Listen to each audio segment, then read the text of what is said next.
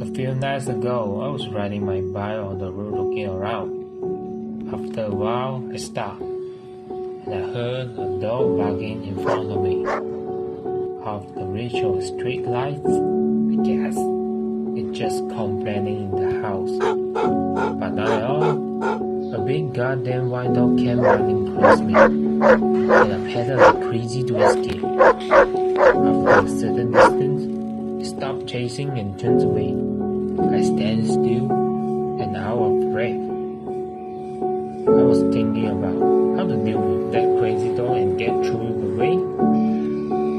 But I just realized I'm like a fool.